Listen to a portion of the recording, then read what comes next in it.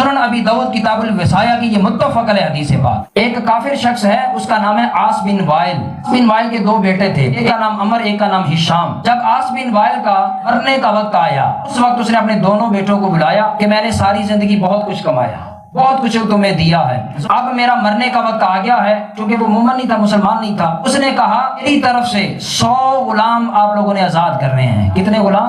100 غلام۔ اس وقت غلام خریدے اور بیچے جایا کرتے تھے۔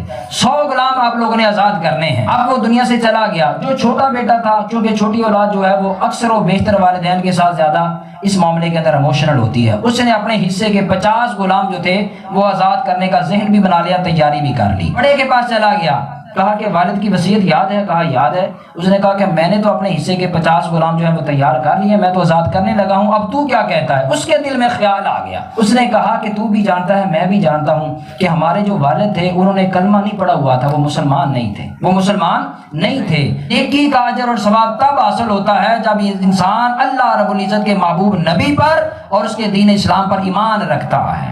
اب پہلا بیٹا جو تھا اس کا اس طرف دھیان نہ گیا، دوسرے کا اس طرف خیال گیا۔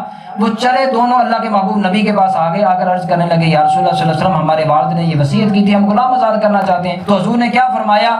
سنن ابی داؤد کتاب الوصایا کی یہ متفق علیہ حدیث ہے بات۔ حضور نے فرمایا فاعتقدتم او تصدقتم او حججتم بلغه انه ذلك لو كان مسلما وفي روایت الاخرى لو كان مؤمنا۔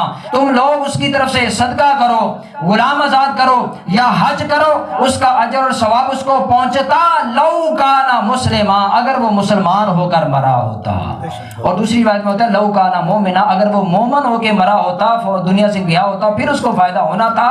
چونکہ وہ مسلمان نہیں مرا، اس لیے تم اس کو غلام آزاد بھی کرو گے تو اس کو فائدہ ہونے والا نہیں ہے۔ اس لیے میں نے بات سنائی، اس پر بھی ہمارا الحمدللہ جتنا اللہ کا شکر ادا کریں اتنا ہی کم ہے۔ ہمارا یہ اعزاز ہے، ہمارا یہ فخر ہے کہ مومن مسلمان جب دنیا سے جاتا ہے، اس کے ورثاء اس کے صالح سوال کے لیے جو اہتمام کرتے ہیں، یہ اللہ کے نبی کے دین کی برکت ہے کہ مرنے کے بعد بھی اس کا فائدہ حاصل ہوتا ہے۔